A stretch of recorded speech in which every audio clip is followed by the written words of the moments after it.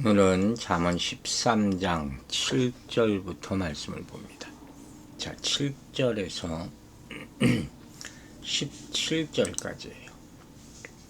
스스로 부한 체하여도 아무것도 없는 자가 있고 스스로 가난한 체하여도 재물이 많은 자가 있느니라. 사람의 재물이 자기 생명의 속전일 수 있으나 가난한 자는 협박을 받을 일이 없느니라. 의인의 빛은 환하게 빛나고 악인의 등불은 꺼지느니라. 교만에서는 다툼만 일어날 뿐이라. 권면을 듣는 자는 지혜가 있느니라.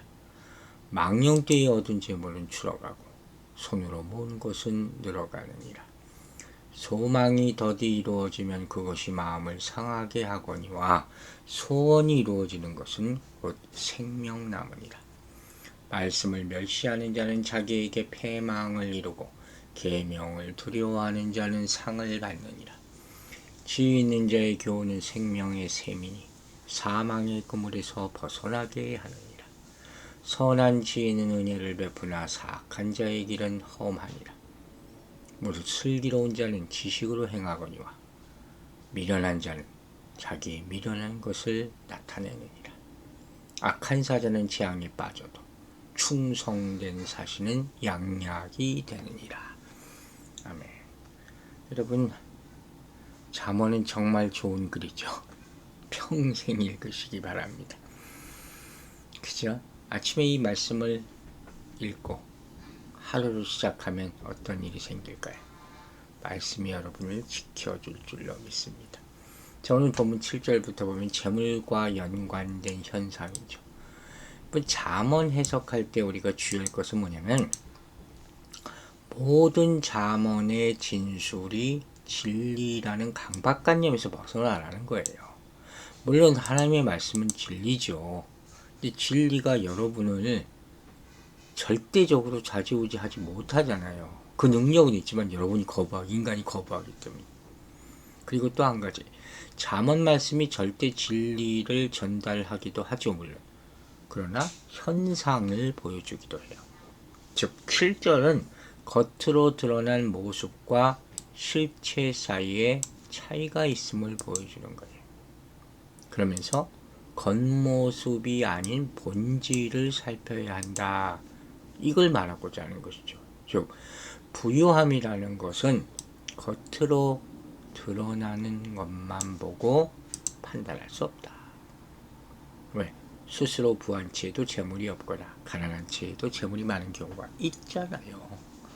그래서 겉모습으로 사람을 평가해서는 안 된다는 거예요. 옷을 잘 입고 다닌다고 해서 그 사람이 부자라고 할 수 없죠. 뉴욕 살면서 그런 얘기를 많이 들었어요. 한국 사람과 중국 사람의 차이. 한국 사람은 옷을 잘 입고, 그러나 중국 사람은 옷을 아주 검은수하게 입는데 사실은 더 부자다. 뭐 다는 아니겠죠. 그런 얘기를 정말 많이 들었어요. 생각해 볼 만한 그런 얘기죠. 8절은 보다 더 실질적인 재물의 용도에 대해서 얘기하고 있어요. 자, 사람의 재물이 자기 생명의 속전일 수 있다. 이게 지금 8절의 배경은 이게 무슨 소리냐면 사람이 납치된 상황이에요. 이런 절박한 상황에서 재물은 사람을 구할 수 있다는 거예요. 그 속전이 된다 하는 것이죠. 이 재물이 실질적인 유익이라는 것이겠죠. 항상 유괴범들이 뭘 요구합니까? 돈을 요구하잖아요. 그런데 흥미로운 비교가 있어요. 가난한 자는 납치당할 위험 자체가 없다. 그래서 가난이 유익이다. 이렇게 역설적인 얘기가 성립될 수도 있다 하는 말이죠. 9절에는 의인의 빛은 환하게 빛나고 악인의 등불은 꺼지느니라는 것도 당연한 말씀이죠. 의인의 빛은 환하게 빛난다는 것은 우리를 기쁘게 한다는 거예요. 그러니까 악인의 등불은 꺼진다는 말은 인생의 종말이 그렇게 암울하게 된다 하는 말씀이죠. 그리고 10절은 이 교만에서는 다툼만 일어날 뿐이다. 1절과 연결되죠. 지혜로운 아들은 나비의 훈계를 들으라. 거만한 자는 꾸지람을 즐겨 듣지 아니하느니라. 그랬어요. 지혜로운 아들은 권면을 듣는다. 다시 한번 얘기하죠. 여러분 지혜로운 아들입니까? 하나님의 말씀을 들으시기 바랍니다. 그래야지 진짜 아들이라는 거예요. 예수 믿는다고 하면서 예수의 말씀을 순종하지 않고 아직도 다른 말씀을 즐겨 찾아 생각해 아니면 내 맘대로 살고 필요할 때만 얻어 그건 모순이죠. 11절은 망령되이 얻은 재물은 줄어가고 손으로 모은 것은 늘어가니라 이렇게 말하고 있어요. 재물에 관한 교훈의 결론 구조라고 할 수 있죠. 재물을 얻는 방법이 재물보다 더 중요하다. 귀중한 교훈이에요. 어떻게 얻느냐. 정말 여러분 그리스도인들은 이거 깊이 연구해 봐야 돼요. 어떻게 벌 건가, 어떻게 저축할 건가, 어떻게 쓸 건가, 무엇을 위하여. 여기 망령되이 얻은 재물은 뭐예요? 손으로 모은 것과 대조되잖아요. 거짓과 속임수로 얻은 재물. 그 결과 이러한 재물은 서서히 줄어간다. 그러나 손으로 모은 것은 점차 늘어간다. 그게 철저히 일반적인 경제 원리랑은 세상의 경제 원리랑은 틀리다는 거예요. 하나님께서 그렇게 만드신다. 그 의미를 암시하는 거예요. 두렵죠. 두려움과 떨림으로 이 말씀을 들어야 되고 물질에 대해서 생각하고 있어야 되는 거예요. 여러분 이 11절까지의 말씀을 보면 핵심 말씀이 뭡니까? 겉모습으로 빈부를 가늠할 수 없다 이렇게 시작했잖아요. 여러분 절대로 겉모습으로 판단하지 마세요. 눈으로 보이는 것으로 그 사람이 성공했는지 실패했는지 행복한지 불행한지를 함부로 말하지 마세요. 부하거나 가난한 것 이것보다 중요한 게 뭡니까? 지혜예요. 지혜가 있느냐 없느냐. 의인의 삶에는 즐거움과 빛이 환하게 빛나. 왜? 만족하니까. 악인의 삶에는 만족이 없어. 돈이 많은 것 같지만 마음은 항상 가난해. 그래서 그 등불이 꺼지게 된다는 거죠. 가난해 보여도 내실 있게 사는 사람, 부자보다 훨씬 행복하게 사는 사람들이 얼마나 많습니까? 물론 재물이 있을 때 일시적인 안정감이라는 게 있죠. 그건 당연한 얘기죠. 불안하지 않겠죠. 그러나 많은 재물 때문에 위협과 근심을 느끼기도 한다는 거예요. 인생의 참 행복은 정말로 가난과 부에 달려있지 않아요. 여러분.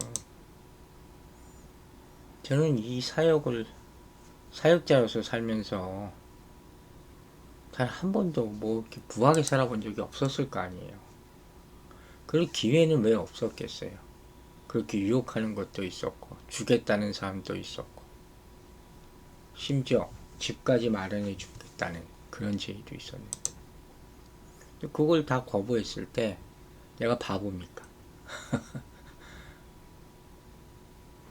그러나 그게 진정한 행복이 아님을 알고 있었기 때문이죠. 그래서 지혜 있는 사람은 재물을 의지하지 않고 대신 의롭게 살아가는 쪽을 택하는 거예요. 가난하든 부하든 자족하는 것이 중요합니다. 여러분. 그래야지 하나님을 경외하는 의로운 삶을 살 수 있다는 것이죠. 여러분 다시 한번 재물에 대해서 올바른 청지기 의식을 가지고 살아가 있는지 생각해 봅시다. 하나님 앞에 여러분 인색한 사람이 되지 마세요. 하나님 앞에 드리는 건 항상 정해져 있는 사람이죠. 아니 더 드리면 안 됩니까? 다른 데 가서는 돈 자랑을 하면서 자기가 돈이 많은 척 하면서 왜 하나님 앞에는 안 그러는지 모르겠어요. 하나님의 청지기로서 재물을 도구 삼아서 경제적인 안정감을 누리는 것과 재물을 의지해 살아가는 것 이건 큰 차이가 있는 거예요. 또한 재물이 많고 적음에 따라 삶을 평가하는 것 이거 버려야 되는 것이죠. 또 중요한 것 한 가지 덧붙일게요. 더 많은 재물을 얻기에 공의를 버린다든가 다른 사람을 희생시켜서는 안 된다는 거예요. 소유의 정도를 가지고 인간의 가치를 정하거나 재물을 의지하지 않도록 우리 항상 경계해야 돼요. 하나님이 우리를 소유를 허락하신 목적이 뭡니까? 그것으로 하나님께 영광 돌리고 하나님이 주신 것임을 알고 이웃에게 나누라 하는 거잖아요. 이게 그리스도인의 경제관이에요. 아시겠습니까? 하나님께 자랑하는, 영광 돌리는, 부유함을 누리는 길은 어디 있어요? 자신의 소유가 하나님이 맡기신 것이다 하는 것을 깨달아 청지기의 마음으로 성실하게 관리하고 의롭게 사용하는 것. 이게 부유함을 누리는 길이에요. 다시 한번 얘기합니다. 부유함을 누리는 길은 자신의 소유가 하나님이 맡기신 것임을 깨달아서 청지기의 마음으로 성실하게 관리하며 의롭게 사용하시는 것이다. 그래서 주님 안에서 생명과 부유함을 누리는 성도는 하나님의 말씀으로 마음을 가꾸고 바른 말로 선한 열매를 거두고 재물에 대한 성경적인 관점을 가져서 성실한 청지기로 살아가는 사람이다 하는 것이죠. 이 12절을 보면 이렇게 나와 있어요. 소망이 더디 이루어지면 그것이 마음을 상하게 하거니와 소원이 이루어지는 것은 곧 생명나무다. 이게 인간의 심리현상을 묘사한 표현이에요. 즉 소망이 더디 이루어지면 어떻게 돼요? 인간의 한계가 이루잖아요. 마음에 병이 생기는 거예요. 누구나 그럴 거예요. 그러나 소원이 이루어지면 마음은 기뻐하고 생명을 얻는다. 이 소원 성취를 생명나무에 비유하고 있어요. 육체적 생명과 영적 기쁨을 함께 얻는 것이기 때문에 여러분이 소원이 성취되기를 주의 이름으로 축원합니다. 13절은 말씀에 대한 게 또 나오죠. 멸시하는 자는 자기에게 패망을 이루고 계명을 두려워하는 자 상을 받느니라. 이 원어 본문을 보면 말씀을 멸시하는 자는 말씀에 포박될 것이며 계명을 두려워하는 자는 보상을 받을 것이다. 이렇게 나와 있어요. 여기서 중요한 것은 말씀을 멸시하는 자들에 대한 징벌이 말씀에 이루어진다는 거예요. 말씀대로 여기 무서운 심판과 형벌도 포함되어 있다는 거예요. 마치 죄인이 포박당하듯이 말씀을 멸시하는 자들은 말씀에 의해서 포박될 것이다. 우리 말도 그렇잖아요. 함부로 뱉지 말라. 함부로 뱉은 말이 우리를 포박할 수 있다. 족쇄가 될 수 있다는 거죠. 14절을 보면 지혜 있는 자의 교훈은 생명의 샘이다. 그랬어요. 이 말은 잠언 14장 27절과 유사한데 거기서는 지혜의 가르침을 여호와를 경외하는 것으로 확장시켜서 말하고 있죠. 생명샘이라는 말은 10장 11절에 나오는 의인의 입에서 나오는 말에 비유되는 거예요. 물은 곧 생명, 샘은 생명을 유지하는 원천이죠. 마찬가지로 지혜의 가르침이라는 것은 생명의 근원이고 지혜는 생명을 유지케 하는 삶의 원리가 된다. 그래서 이 생명샘이 있어야지 사망의 그물에서 구원을 얻을 수 있다. 여러분의 심령 안에 생명샘이 있어야 돼요. 생수의 강이 흘러 넘치게 되기를 주의 이름으로 축원합니다. 여러분의 마음에 말씀의 샘, 성령의 샘이 메말라 있으면 어디서 생명을 얻을 수가 있겠습니까? 15절에 선한 지혜는 은혜를 베푸나 사악한 자의 길은 험하니라. 너무 당연한 말이죠. 여기서 선한 지혜라는 것은 통찰력이에요. 이 인투이션이라는 말 굉장히 중요한 말이죠. 영성이라는 것을 얘기할 때 이 통찰력이 얼마나 중요한지 모릅니다. 이게 성령의 역사예요. 은사로 받는 거예요. 이 통찰력은 사물과 현생에 대한 깊은 이해로 정확한 판단을 주는 지혜의 영역이라고 할 수 있어요. 하나님께 기도의 은사를 받은 사람이 통찰력을 받습니다. 기도할 때 하나님의 지혜의 영이 그 사람에 대해서 기도하게 해주는 거예요. 그래서 그게 은혜가 되는 거예요. 그러니까 함부로 얘기하면 또 안 되는 거죠. 겸손과 함께 가야 되는 거예요. 여러분도 그 은사를 받아 누리게 되기를 바랍니다. 그래서 이 통찰력이 진짜로 하나님이 주신 지혜라면 적합한 말과 행동을 하고 절제하게 만드는 거예요. 그런데 만약에 잘못된 통찰력 아니면 통찰력이 없는 패역한 사람들은 잘못한 판단으로 말미암아 하나님과 사람 앞에서 악한 인생을 살아가게 된다 하는 것이죠. 16절은 무릇 슬기로운 자는 지식으로 행하거니와 미련한 자는 자기의 미련한 것을 나타낸다 그랬어요. 여기는 또 중요한 말이 하나 나와요. 바로 신중함이라는 거예요. 우리가 주일날 기다림에 대해서 얘기했잖아요. 제가 그 말이 딱 떠올랐어요. 아이 기다리면 신중함이라는 단어 떠올리는 거야. 슬기로운 자는 신중한 자다. 이 신중함이라는 건 뭐예요? 지혜를 실천하는 행동 방식 중 하나죠. 즉 지혜자는 성급하지 않고 상황을 살피면서 신중하게 처리하는 거예요. 급하지 않아. 이 신중한 사람은 상황과 사람에 대한 충분한 지식이 있기 때문에 이렇게 행동할 수 있는 것이죠. 반면 미련한 자는 단순한 사람, 성급한 사람, 그래서 자기 스스로 미련을 드러내게 되는 것이죠. 17절에 악한 사자는 재앙에 빠져서 충성된 사신은 영락이 되느니라. 악한 사자, 여기서 사자는 사신이에요. 말을 전하는 자. 이 말을 전하는 자가 얼마나 중요해요. 그러니까 악한 사자는 주인의 의도를 왜곡하기 때문에 악한 거예요. 그러니까 하나님의 말씀을 그대로 전해야 돼요. 또 제 시간에 전해야 돼요. 그래서 분쟁과 재앙이 일어나는 거예요. 하지만 충성된 사신은 주인의 의도를 제때 정확하게 전달해서 분쟁 중에도 평화 화합을 이루게 된다 하는 것이죠. 여러분, 이렇게 지혜로운 자의 가르침과 교훈을 잘 받아들이면 생명과 구원의 길로 갈 수 있고 다른 사람에게도 유혹을 주는 거예요. 그리고 이런 지혜의 근원이 뭐라고요? 하나님을 경외하는 마음이다. 여러 차례 얘기합니다. 말씀을 경외함으로 얻는 지혜가 우리를 생명의 길로 인도함을 믿으시기 바랍니다. 하지만 하나님의 말씀과 타인의 충고를 무시하는 어리석은 자의 앞에는 사망이 있을 뿐이라 그랬어요. 그래서 말씀이 중요한 거예요. 날마다 자신이 보고 듣고 따라야 할 주님의 말씀을 새기며 살아가게 되길 바랍니다. 말씀을 가까이 하고, 그래서 신앙과 생활의 지혜가 잘하고 있는지 돌아보시기 바랍니다. 오늘날 다원주의, 상대주의 이런 시대 조리에 떼어내려가지 않기 위해서는 불변하는 하나님의 말씀, 이걸 통해 참된 지혜와 분별력을 지녀야 되는 거예요. 생활의 신앙의 모든 출발점, 그 기준을 말씀에 두고 겸손히 따르는 하루가 되기를 주의 이름으로 축원합니다. 기도하겠습니다. 아버지 하나님 감사합니다.